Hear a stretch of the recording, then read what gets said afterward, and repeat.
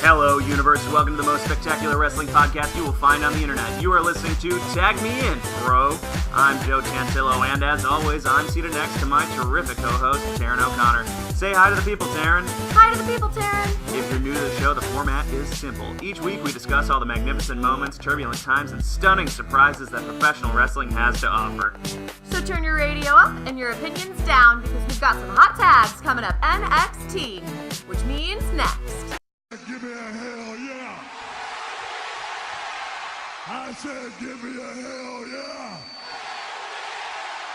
Oh, hell yeah, universe. It's time to tag in with Tag Me In, bro. It's me, the J-lister, Joe Tantillo, coming to you live from New York. What's going on? It's been quite a week in wrestling. We're getting the show to you a little late this week, and for that, I apologize. But there are many things happening, many things in the world of wrestling, the world of non-wrestling, that keep one preoccupied. And yet, I must bring you the good content for your ear holes, because you, the fans, keep us united. We build that community every single day, and if you're not a part of it yet, you want to be a part of it. So go on Twitter right now and follow us at TagMeInBro. Get on those follow trains, those debates, those polls, because if you're missing out, are you really even participating in the world of wrestling? There's so much going on, and it's not just us doing good stuff. There's lots and lots of other people out there. So if you don't like us, which I would be surprised because you're listening to the show, but if you don't, go out and find somebody who you do like. So without further ado, let's get moving towards the things we need to talk about, because it is about to go down in a big way. First things first, as always, we'll cover the Raw rundown and give you the most important bits of last night's show. Then we're going to go over to our Hi to the People segment, and we're going to ask you a question. And this week's question is, are you happy with the Braun Strowman heel turn?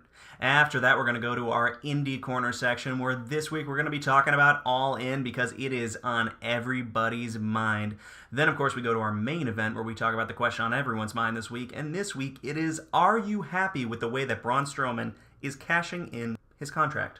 Then after that, we go to our Stars of the Night and close out the show. And it's the same every single week. You know it, you love it, you can't get enough of it. Let's move forward. Let's get to that Raw rundown. Woo!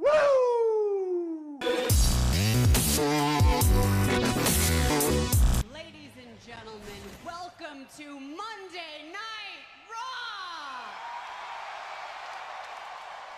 Here are the only 5 things you need to know about Monday Night Raw this week. Number 5, Corbin versus Balor. Number 4, Kevin Owens quits. Number 3, Roman versus Strowman confirmed for Hell in a Cell. Number 2, Trish Stratus graces Toronto. And number 1, Braun Strowman turns heel. All right, let's start with number 5. So you've got Constable Baron Corbin is now the acting general manager of Raw, and in that capacity, he's kind of being a dick, which is working wonders for his character. So this dick Corbin comes out, and he's like, I'm making a match tonight, a match that Kurt Angle didn't have the balls to make, or a more PG version of that at least, and he calls out Finn Balor and says, blah, blah, blah, come on out, Finn Balor.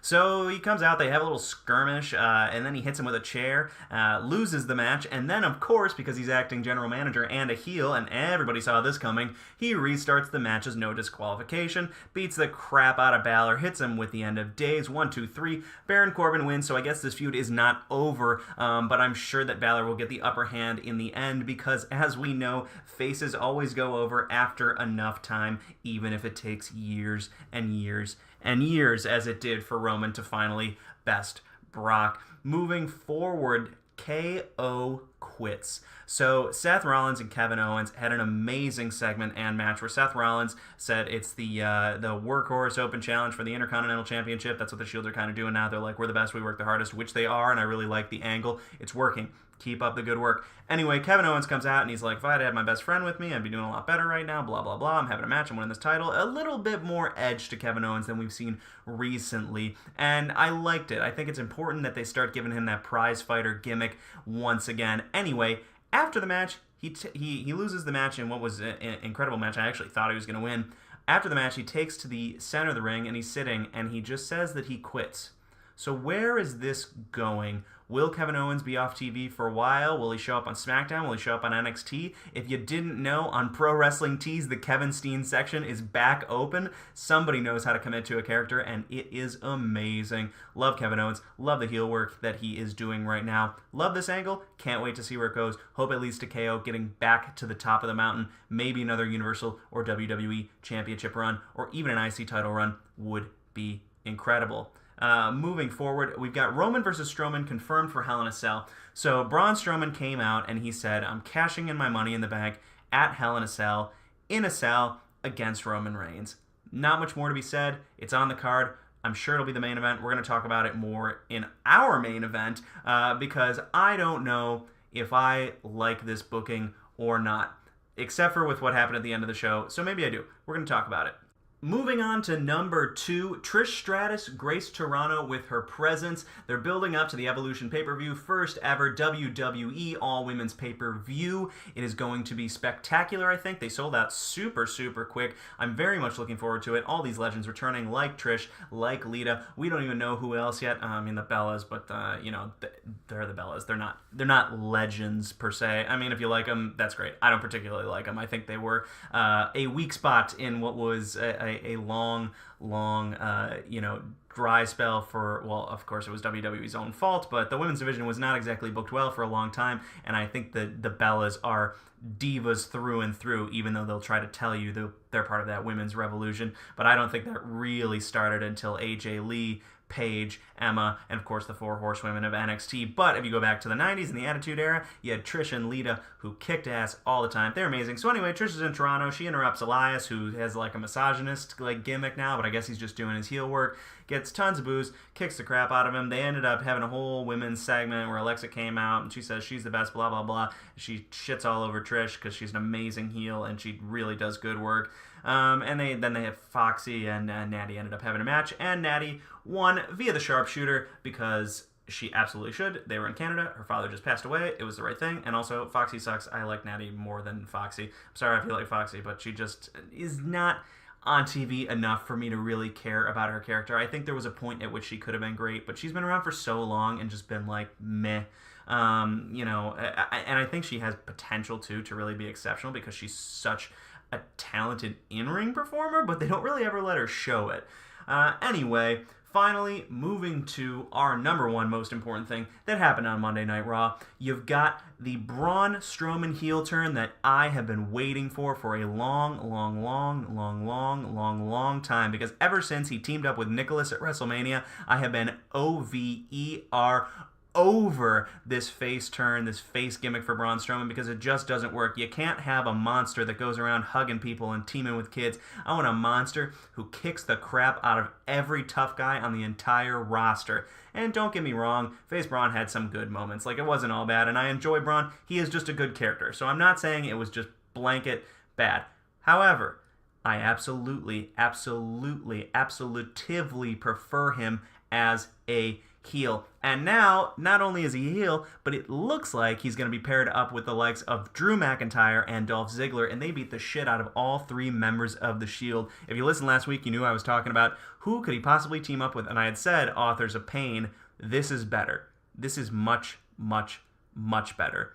This trio can legitimately destroy the Shield every single time. You have 3 world champion caliber people. And that's the problem, because the Shield are all former world champions. You need 3 full-time singles stars to team up and take them on, and this just works. It's going to be great. I'm very excited about it, and we will see what happens moving forward, but I can't wait for this to unfold. That was our top 5. Raw was great, in my opinion. I really, really enjoyed it this week. A lot of good things going on. Really like the current Shield angle. Really like where they're going with Strowman. Really like what they've been doing with Dean and like his new revitalized character and in-ring style. Love the stuff that's going on with the women right now, building up to Evolution. Honestly, a lot of good things happening all around on Raw. They've really turned it around because it really sucked over the summer. But, that's wrestling. It goes ebbs and flows, and right now it is flowing. It is flowing so well. But we, of course, always want to know your thoughts, so let us know your thoughts on social media. And speaking of social media, it's time to say hi to the people.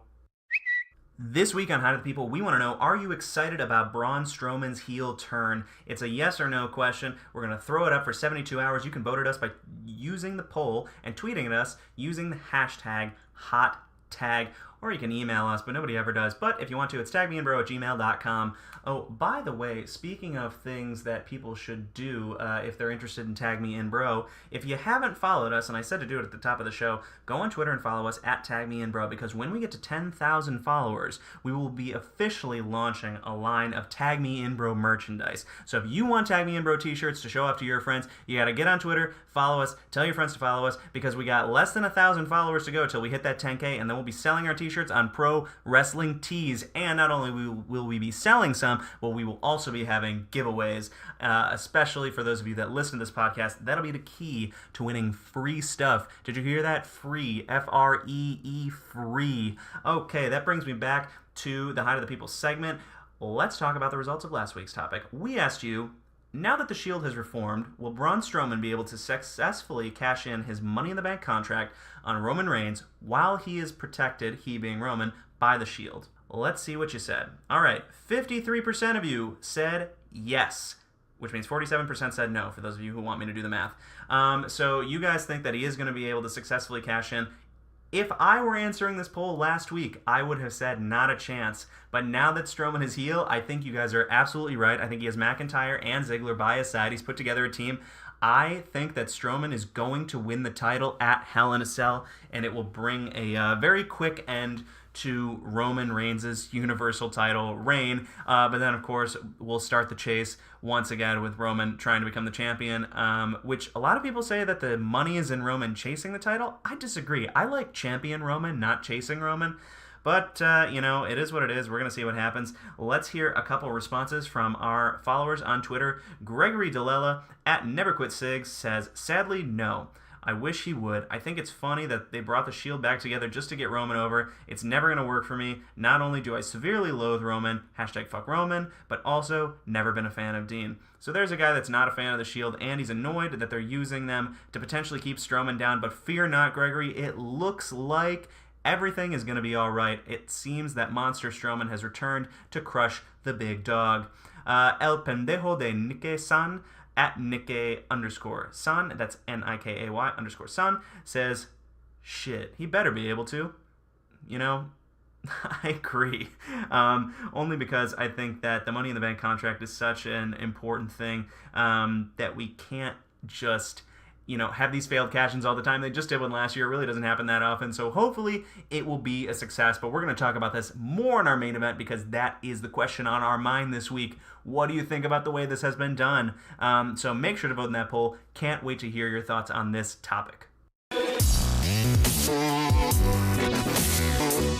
Now let's take a spin to the Indie Corner.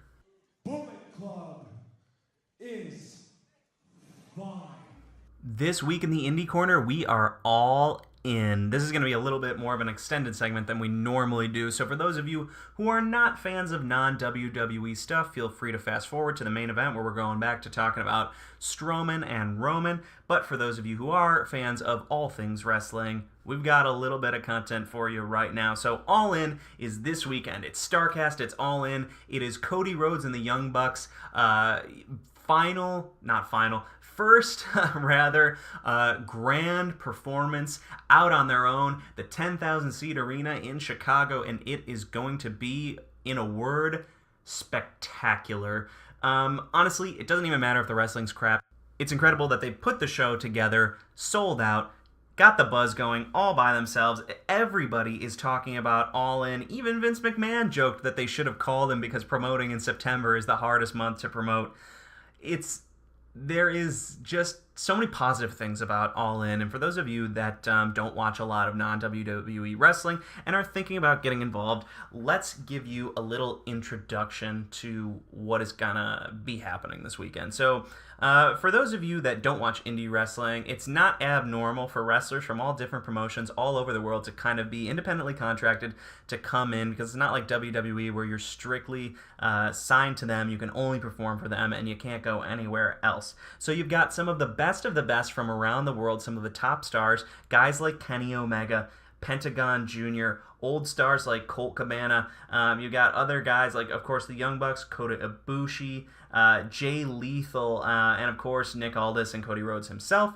So a lot of really big, important people that are on this card. Even Stephen Amell is getting involved. And as for the women, you got Tessa Blanchard, Britt Bakers, Chelsea Green. There's a lot of really quality talent. You can watch this on New Japan World the day after it airs. You can also watch it on the Fight TV app. And the All-In 0-hour pre-show is going to be on WGN America. There are a couple other ways to watch it as well. Go on Google. You can find it. But, don't stream this one for free if you're one of those people, because these guys have really done a lot of hard work. They don't make tons and tons of money in non-WWE action because the contracts just aren't as big. So pay your money, watch your quality wrestling, you're going to enjoy it. As for the matches I'm most looking forward to, the over-the-budget Battle Royal, not because of the Battle Royal itself, but because of the result of that, where the Ring of Honor Championship will be on the line. Jay Lethal will defend his title against whoever wins that. Personally, I would like to see Jay Lethal versus Brian Cage,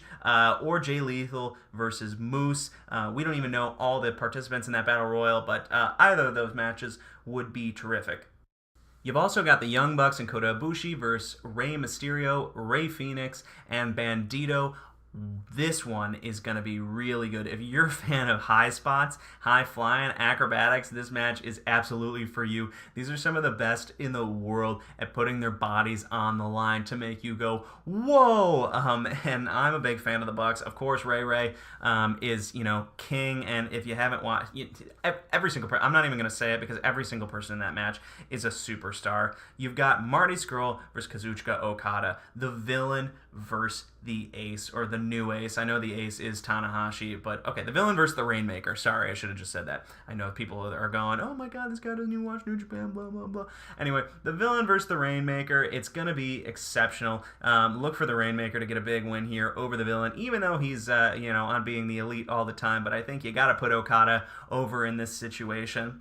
This is not a prediction show, by the way. This is just me kind of gushing about how good I think this card is and how excited I am to watch this show. Kenny Omega versus Pentagon Jr. is a match that I have wanted to see for a really long time. These guys are two of the best in the world right now at what they do. Pentagon Jr. kind of holds the fort down on Lucha Underground, and he does a lot of stuff with Impact as well. And Kenny Omega, of course, the IWGP champion, just rated #1 in the PWI Top 500. He's having a career year. So this is going to be probably brutal if you don't watch a lot of Pentagon matches. I mean, Kenny obviously does some things that sometimes are a little too dangerous, but it's what makes it exciting, and it's part of why we watch him. But I hope, he tones it down a little bit so he gets a long career. Anyway, Pentagon is a violent man. Violent as in his gimmick is that he just breaks people's arms. It's cool to watch. And let's just say the most important match on this card is Nick Aldis, the current NWA champion, versus Cody Rhodes, the man, the myth, the legend, who put this all together. Will he book himself to win the NWA title at his own show? You better believe he will, and I can't wait. That match will probably be the main event. It will be, Cody's kind of crowning achievement in terms of being the king of leaving WWE and succeeding, which some say he already is, but this will literally be him putting a crown, a title, a championship on himself, saying, look at me and all that I have done. And I have so much respect for that man. He's got, he is the son of one of the all-time great wrestling bookers. I'm glad that talent seems to have passed down. I hope that Cody Rhodes is booking wrestling for years beyond his finish of his in-ring career. That has been the Indie Corner. Hope you enjoyed it. Hope you enjoy All In. We're going to be talking about the results next week on the show, but let's move forward because we got more things to talk about related to WWE.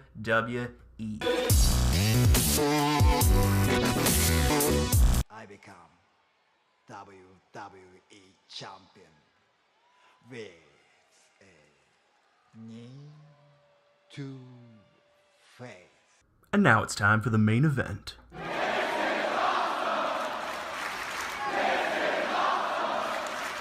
Welcome to the main event. This week, I, Joe Tantillo, will be discussing with you, the fans, the listeners, the followers, the friends, What do you think about the way they've chosen to do Braun Strowman's cash-in? So obviously at SummerSlam they teased a cash-in, and then last week they teased a cash-in. Both were unsuccessful, but both, of course, did not actually hand the briefcase over. You had those exciting moments where, the music hits and you get the pop, and frankly, those are my favorite cash-ins, where it's like, oh my god, what's going to happen now? And then bang, music, finisher, cash-in. Hold up the title, hit the copyright logo, everybody go home excited, whether you like the person or not. That, to me, is the single most exciting way to cash in Money in the Bank. But, of course, Money in the Bank has been around for a long time, so is there anything wrong with a little change and a little novelty to how they're going to do it? Now, of course, this is not the first time that someone has cashed in their Money in the Bank for a straight-up one-on-one match. Of course, John Cena did it years ago, Big Match John, and he was not successful in that attempt.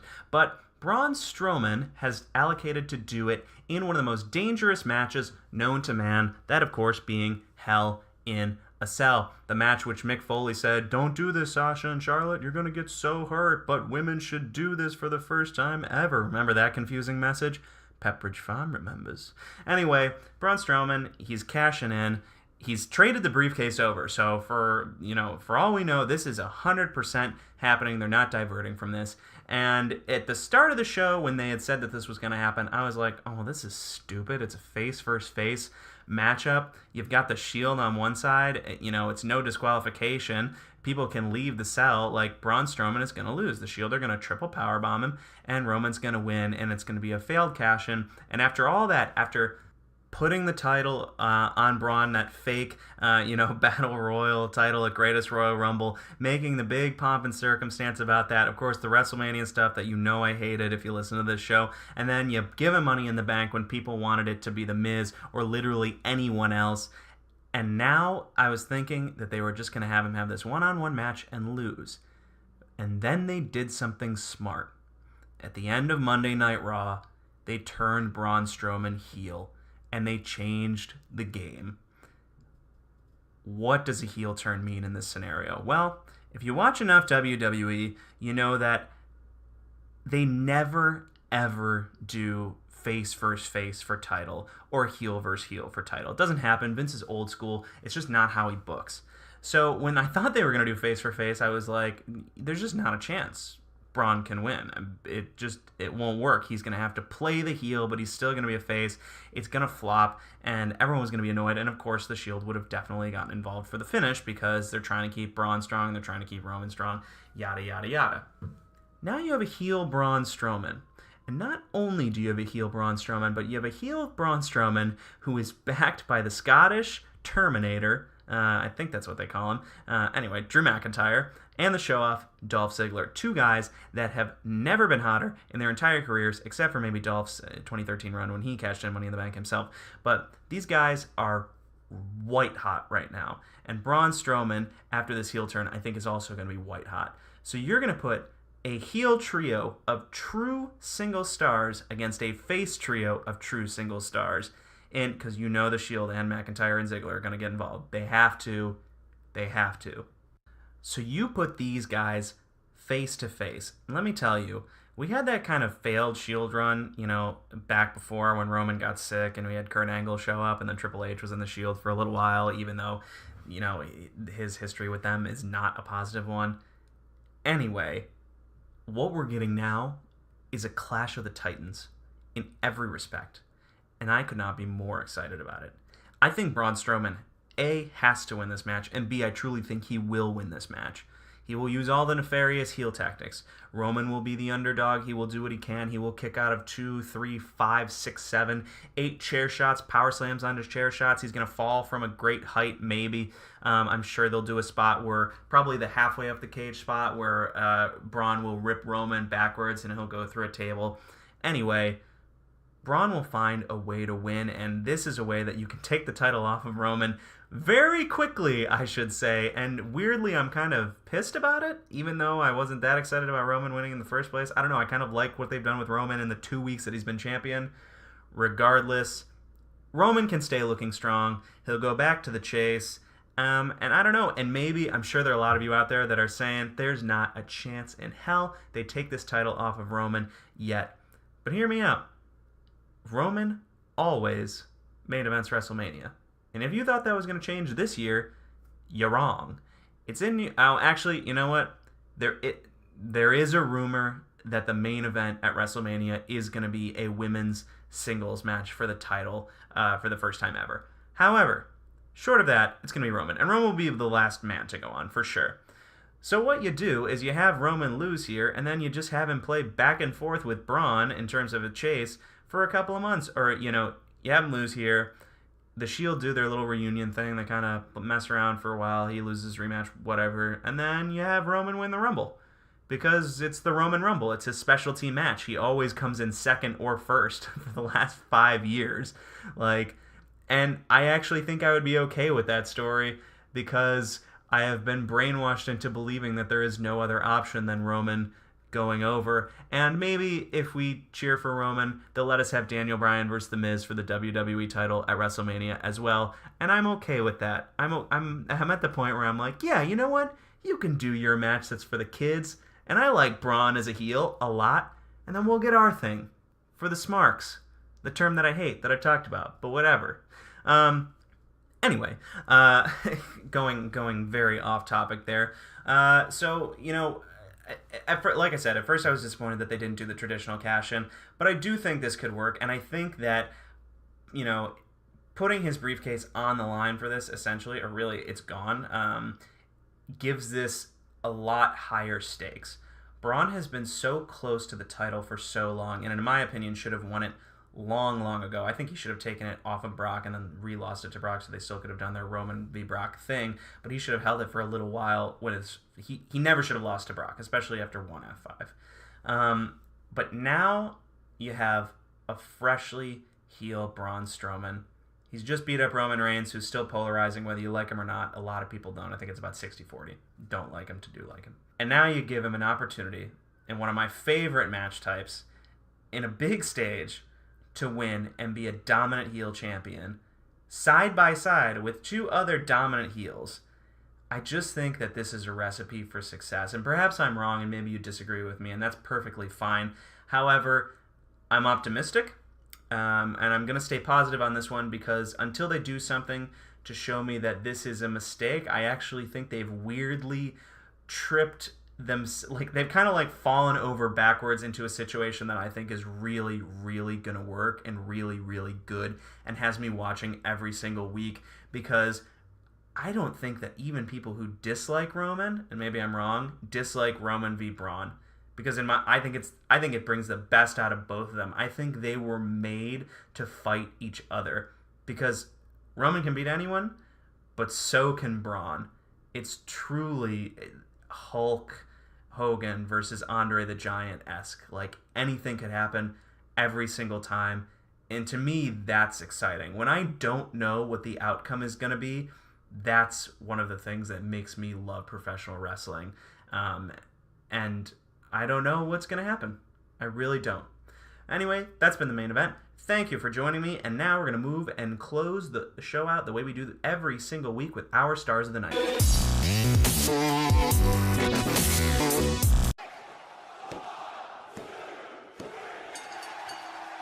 Here are our Stars of the Night for Monday Night Raw, August 27th, 2018 edition.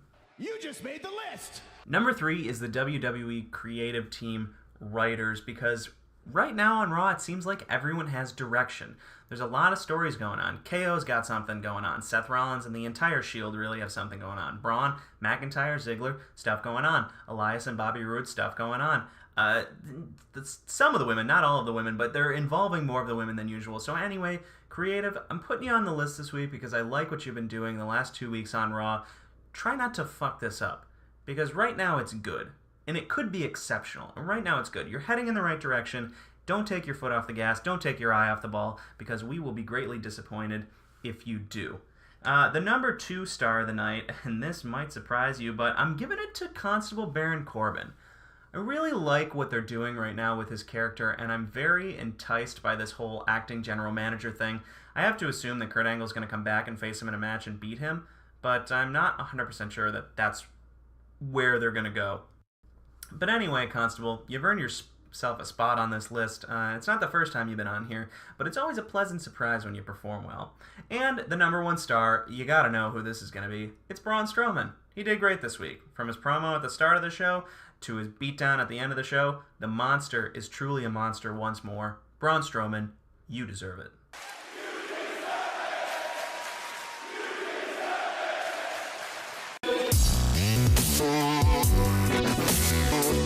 That'll do it for us here at Tag Me In Bro. Be sure to follow us on Twitter at Tag Me In Bro and subscribe to the podcast on iTunes, Podbean, Spotify, YouTube, or a number of other places where podcasts are found. As always, let us know what you liked, what you hated, what you can give a fuck about, and what you would like to hear in the future, because we always want to know what you fans would like to hear from us, because the more we can incorporate your views, the better, because we are a podcast that is made by fans for fans, talking about the stuff that fans want to hear about, and always growing the wrestling community. Thank you for listening. This is Joe Tantillo, tagging out. Goodbye, universe.